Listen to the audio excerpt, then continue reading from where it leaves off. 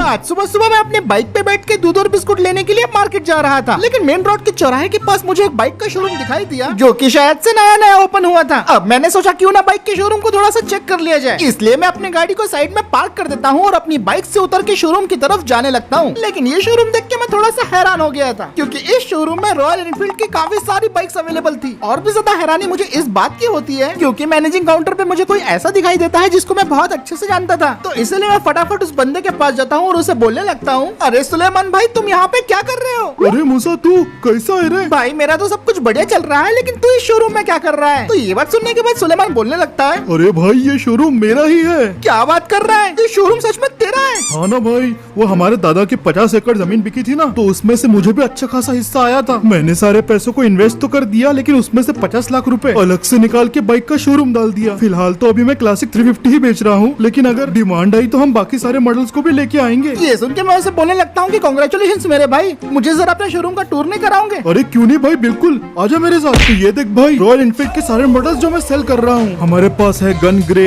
Stealth black, ये तो pure matte colour में आता है, फिर ये मेडेलियन ब्रोंज, और अगला अपने पास कमांडो सैंड भी है सिग्नल वेरिएंट वाला, और देख ये रहा विंटेज में मद्रास रेड। वाह भाई तुम्हारे पास तो काफी बढ़िया कलेक्शन है। अरे भाई कलेक्शन अभी खत्म कहाँ हुआ है, अपने पास हेलिसन ब्लैक भी है, हेलिसन ग्रीन भी है, और अगर मद्रास रेड पसंद नहीं आया होगा तो जोधपुर ब्लू भी है। ये सब देखने के बाद मैं सुलेमान को बोलने लगता हूँ कि भाई तुम्हारे पास तो सारे के सारे बढ़िया मॉडल है, लेकिन क्या मेरे जैसे बजट बायर्स के लिए तुम्हारे पास कुछ है? क्योंकि ये सारे तो मुझे मीडियम या टॉप वेरिएंट लगते हैं। अरे भाई बजट बायर्स के लिए भी अपने पास है ना सब कुछ। ये देख बेस वेरिएंट, जिसमें देखो रेडिश रेड, रेडिश ग्रे और रेडिश व्हाइट भी मिल जाएंगे, जो कि बहुत रेयर है। अब इतने सारे बाइक्स को देखने के बाद मुझे भी अपने लिए नई बाइक लेने की इच्छा होने लगी, क्योंकि मैं पिछले 2 साल से स्प्लेंडर ही चला रहा था। लेकिन तभी इतने में सुलेमान बोलने लगता है, अरे भाई तुझे टॉप मॉडल बताना तो भूल ही गया, जरा अपने राइट में मुड़ के देख तो सही। और जैसे ही मैं साइड में मुड़ के देखता हूँ तो मुझे क्लासिक 350 का एकदम ही नया वेरिएंट नजर आता है। इस वेरिएंट में कोई ना कोई बात तो जरूर थी, क्योंकि मेरी नजरें इसके ऊपर से हट ही नहीं रही थी। और फिर सुलेमान इसके बारे में बोलने लगता है, ये है क्लासिक 350 का टॉप मॉडल एमरलैट ग्रीन। इस टॉप मॉडल में तुझे पहली बार एलईडी हेडलाइट और इंडिकेटर मिल जाएंगे, जो कि काफी क्लासी लुक देते हैं। साथ ही इसकी बॉडी पे तुझे जगह जगह क्रोम दिखाई देगा। इसमें ट्रिपर भी आता है और नए फीचर्स भी। और फिलहाल तो मेरे पास अभी ये एक ही वेरिएंट है, लेकिन इसकी कीमत हाई होने की वजह से ये बिक नहीं रहा। ये बाइक तो मुझे पसंद आ गई थी, तो इसलिए मैं सुलेमान से पूछने लगता हूँ कि भाई इस बाइक की कीमत क्या है? तो वो मुझे बोलने लगता है, भाई ऑन रोड तेको ये 2,90,000 में मिल जाएंगी। अरे भाई क्या बात कर रहे हो, ऑलमोस्ट 3 लाख। अरे भाई मैं सच बोल रहा हूँ, तू लगे तो गूगल कर ले, इतना ही प्राइसिंग है। ऐसी वैसी गाड़ी नहीं है भाई, रॉयल एनफील्ड की है ना। अब मेरे पास 2.5 लाख रुपए तो थे ही, लेकिन 40,000 रुपीज कम जा रहे थे। अब मैं चाहे तो कोई दूसरा वेरिएंट ले सकता था, लेकिन इस टॉप मॉडल एमरलैट ग्रीन पे मेरा दिल आ गया था और मुझे ये किसी भी हाल में चाहिए ही था। तो फिर तभी मेरे दिमाग में एक आइडिया आता है। मैं सुलेमान को बोलने लगता हूँ कि भाई तू मेरे से 2.5 लाख रुपए प्लस मेरी स्प्लेंडर ले ले और इसके बदले मुझे टॉप मॉडल बेच दे। तो वो मुझे बोलने लगता है, भाई यार ये तो थोड़ा सा इम्पॉसिबल लग रहा है, लेकिन तू अगर बोल रहा है तो मैं ठीक है, रुक जा चाचा से बात कर लेते एक बार। हाँ हेलो चाचा जी, वो अपना टॉप मॉडल लिए थे एमरलैट ग्रीन वाला, उसके लिए एक बायर आया है, अपना दोस्त ही है। जब वो बात कर रहा था तो मैं सोच रहा था कि डील पक्की हो जानी चाहिए। हाँ, कंडीशन वगैरह अच्छी, स्प्लेंडर की 2 साल पुरानी बाइक है ना। अच्छा ठीक है, ओके चाचा जी, ठीक है रखता हूँ। क्या हुआ भाई, क्या बोले चाचा जी? चाचा जी बोले चाचा जी। अरे भाई क्या बोले चाचा जी ने? बोलना। चाचा जी बोले दोस्ती बड़ी चीज है, इसलिए मैं बाकी पैसों के बदले तेरे से ये स्प्लेंडर खरीद लेता हूँ। अरे वाह भाई क्या बात है, चाचा जी की जय हो। अब फाइनली पूरा अमाउंट पे करने के बाद ये रॉयल एनफील्ड की क्लासिक 350 मेरी हो गई थी। भले ही इसमें मुझे टाइम लगा, लेकिन फाइनली मैंने अपने लिए एक ऐसी बाइक सिलेक्ट कर दी जो कि मेरी पर्सनैलिटी पे सूट करेंगी। और डिलीवरी लेते वक्त मैंने काफी सारे फोटोज खींचे। ओ भाई बढ़िया, एक नंबर, ये बढ़िया पोज दे रहा है, और अच्छे से पोज दे। ओ बढ़िया, एक नंबर, सुपर, थोड़ा मसल फ्लेक्स करे, बढ़िया भाई क्या बात है। अब एक बार बस पेपर वर्क हो जाए, फिर उसके बाद मैं इसके टेस्ट ड्राइव पे निकलने वाला था। इस बाइक से मेरी एक्सपेक्टेशंस तो कुछ और थी, लेकिन इसे ड्राइव करने के बाद मैं पूरी तरीके से हैरान था। ऐसा लग ही नहीं रहा था कि मैं क्लासिक 350 चला रहा हूँ, क्योंकि न्यू मॉडल और पुराने मॉडल में जमीन आसमान का फर्क था। सबसे ज्यादा इंप्रूवमेंट तो इसके हैंडलिंग और कंफर्ट में हुआ था। वाइब्रेशंस जिसके लिए क्लासिक 350 और बुलेट जाने जाते हैं, वो तो पहले के मुकाबले काफी ज्यादा कम हो गए थे। इसे चला के मुझे मजा तो आ गया था, लेकिन सोचा कि क्यों ना इसके साथ भी और कुछ तूफानी करते हैं। इसलिए मैं अपने बाइक को लेके सीधा एयरपोर्ट आ गया था, और यहाँ पे मैं अपनी बाइक की अच्छे से टेस्टिंग कर सकता हूँ। इसीलिए मैं अपने दोस्तों को फोन लगा लेता हूँ और अपने कैंपर वाले दोस्त जब्बार और ट्रेवर को बोल देता हूँ कि भाई जल्दी से जल्दी एयरपोर्ट में आ जाओ। वैसे भी वो लोग खाली पीले रहते हैं, तो इसलिए वो ठीक है बोल देते हैं। और मेरे कॉल करने के सिर्फ 10 मिनट के बाद ही मेरे सारे के सारे दोस्त अपनी अपनी बाइक लेके एयरपोर्ट पे आ जाते हैं। अरे भाई मजा आ गया। मजा तो आएगा ही ना जब मेरी केटीएम साथ होंगी। फिर वो सब लोग अपनी बाइक से उतर के मुझसे पूछने लगते हैं कि हमें यहाँ पे इतने अर्जेंटली क्यों बुलाया। तो मैं उन्हें बोलने लगता हूँ कि देखो भाई लोगों, मैंने अपने लिए नई बाइक ली है जो कि रॉयल एनफील्ड की क्लासिक 350 एमएलएट ग्रीन कलर है। ये देख के वो लोग बोलने लगते हैं, अरे वाह, आखिरकार तूने बुलेट बाइक ले ली। मेरे पास भी एक थी। ये क्लासिक 350 है ट्रेवर, और वैसे कांग्रेचुलेशंस मूसा। क्या गाड़ी ली है यार।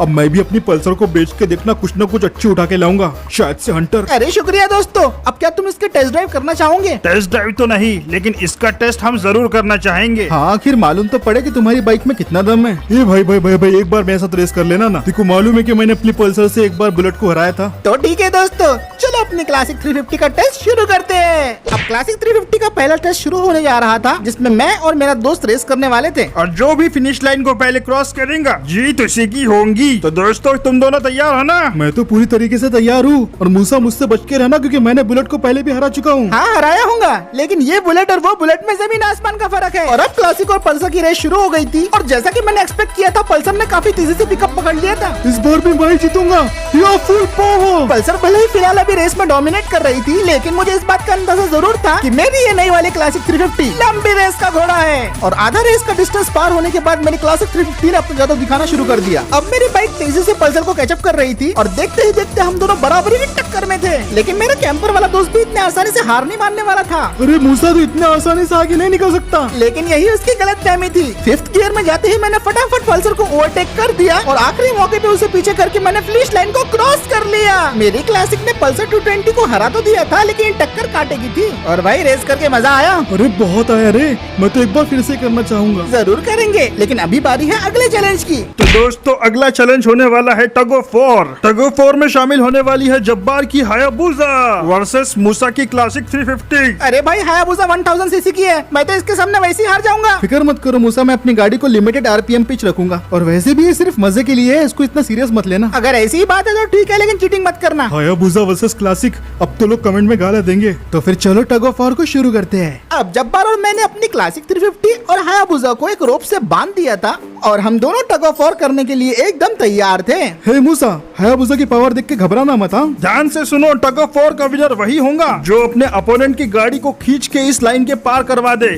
तो टग ऑफ वॉर शुरू करते हैं। हम दोनों ने अपने इंजन को स्टार्ट किया, और उसके बाद एक दूसरे की बाइक को खींचना शुरू कर दिया। देखा जाए तो इस टग ऑफ वॉर का कोई सेंस था ही नहीं, और जब्बार अपनी हायाबुसा की बस 20% पावर लगा रहा था। लेकिन फिर भी मेरी क्लासिक 350 को उसे खींचने में काफी ज्यादा दिक्कत हो रही थी। इवन जब्बार थोड़ा सा भी पावर बढ़ाता तो क्लासिक 350 पीछे चल जाती मेरी। जब्बार भाई थोड़ा आराम से। मैं अपने व्हील लॉक करने से बच रहा था, क्योंकि अगर व्हील लॉक हो जाते जब्बार मुझे एक झटके में ही पीछे खींच लेता, और अगर मैं ज्यादा पावर लगा रहा था तो मेरी बाइक हवा में उठ रही थी। अरे वाह, ये तो मुझे खींच रहा है, लगता है थोड़ी पावर दिखानी पड़ेगी। अब लग रहा था कि टग ऑफ वॉर जल्दी खत्म होने वाला है, तो इसलिए मैंने भी सोच लिया था कि मैं इसे अपने अंदाज में खत्म करूंगा। मैंने सही मौका देख के पूरी रफ्तार से हायाबुसा को खींचना शुरू कर दिया, जिसकी वजह से पैनिक में आके जब्बार ने अचानक से ब्रेक्स लगा दिए। और बस यही वो मौका था जो कि मुझे चाहिए था। मैंने अपने फुल टॉर्क का इस्तेमाल किया, और फिर पहले थोड़ी सी ढील देने के बाद मैंने अचानक से अपनी बाइक को गियर में उठा लिया, और आखिरकार इस वजह से मैं टग ऑफ वॉर जीत गया। रे रे रे रे, देख देख देख रे, हार गई ना हायाबुसा। अब तो और भी गालियां देंगे लोग कमेंट में। अरे यार, ये कैसे हो सकता है? मुझे अपनी हायाबुसा का पूरा पावर इस्तेमाल करना चाहिए था। शिट। क्या जब्बार भाई, तुम क्लासिक 350 से हार गए? ये इसलिए हारा क्योंकि ये मजे के लिए था, लेकिन मैं मजे के लिए नहीं खेलूंगा। अच्छा, तो ऐसी बात है कि ट्रेवर, लगता है तुम इसको लेके बहुत सीरियस हो। क्लासिक 350 अच्छी है, लेकिन मेरी 390 उससे कहीं गुना अच्छी है। अरे मैंने अपनी हायाबुसा का पूरा पावर इस्तेमाल क्यों नहीं किया?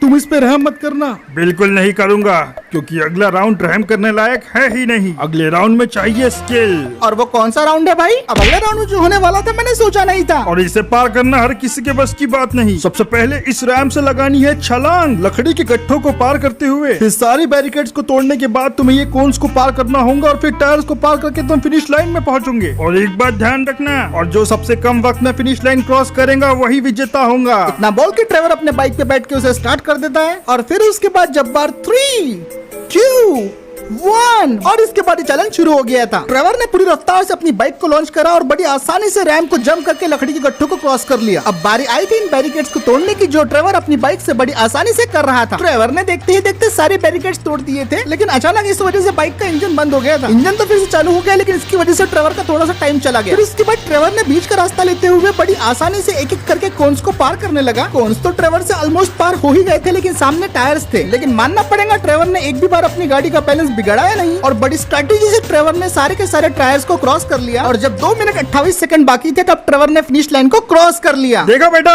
सिर्फ 32 सेकंड्स में मैंने पूरा क्रॉस कर लिया। तो इसका मतलब ट्रेवर को हराने के लिए मुझे 31 सेकंड में इस चैलेंज को कंप्लीट करना होगा, जो कि बिल्कुल आसान नहीं होने वाला भाई। अब देखता हूँ बुलेट जैसी गाड़ी को इस रैम चैलेंज में तू कैसे संभाल पाएगा। अब मैं भी अपनी स्टार्टिंग लाइन पे आ गया था और मुझे इस चैलेंज को किसी भी तरह जीतना था। On your marks, get set, go. अब चैलेंज शुरू होने के बाद मैंने पूरी रफ्तार से अपनी बाइक को रैम से उछलवा दिया। कुछ लकड़ी के गट्ठों को मैं पार नहीं कर पाया, लेकिन जंप पूरी हुई। फिर बैरिकेड्स को मैंने एक एक करके तोड़ना शुरू कर दिया। एक के बाद एक मैंने पांचों के पांचों बैरिकेड्स को फटाफट तोड़ दिया और अब पारी थी कोन्स को पार करने की। बीच से जाना मेरे लिए मुश्किल था, इसलिए मैंने साइड का रास्ता चूज किया और काफी ध्यान से मैं जिगजैग करते हुए कोन्स को क्रॉस कर रहा था। ये बात ध्यान रखनी चाहिए कि बुलेट जैसी गाड़ी को ऐसे तीखे मोड़ों पे हैंडल करना काफी ज्यादा मुश्किल होता है, लेकिन फिर भी मैंने किसी तरह सारे के सारे कोन्स को पार कर लिया और अब बस टायर्स की बारी थी। वक्त निकले जा रहा था तो मैंने जल्दी से शॉर्टकट देखते हुए सारे के सारे टायर्स को क्रॉस कर लिया। लेकिन जब मैंने फिनिश लाइन क्रॉस की तो मुझे पता चला कि टाई हुआ है। मैंने भी 32 सेकंड्स में ही इस चैलेंज को कंप्लीट किया। बढ़िया दोस्त, गाड़ी में वाकई दम है। अब मेरी क्लासिक 350 के सारे टेस्ट कंप्लीट हो चुके थे, जिसमें आज मेरे दोस्तों को भी खूब मजा आया था। मान गए भाई, मान गए। क्लासिक अच्छी है, लेकिन अगली बार मैं पूरा पावर इस्तेमाल करूंगा। बहुत बढ़िया, बहुत बढ़िया, बहुत बढ़िया। हाँ, मुझे हरा नहीं सका तो क्या हुआ, लेकिन टाई तो किया ना तूने। वैसे आप सभी को हमारी क्लासिक 350 कैसी लगी ये दोस्तों कमेंट करके जरूर बताना, और इसके मॉडिफिकेशन चाहते हो तो ये भी कमेंट सेक्शन में जरूर बताना। तो बस फिर दोस्तों आज का वीडियो यहीं पे खत्म करते हैं। उम्मीद है आज का ये वीडियो आपको पसंद आया होगा। अगर आपको ये वीडियो पसंद आया है तो इस वीडियो पे लाइक कर दो, शेयर कर दो। चैनल को देख रहे दोस्तों पहली बार सब्सक्राइब करना बिल्कुल भी मत भूलना, और मैं मिलता हूँ दोस्तों आपसे अगले वीडियो में।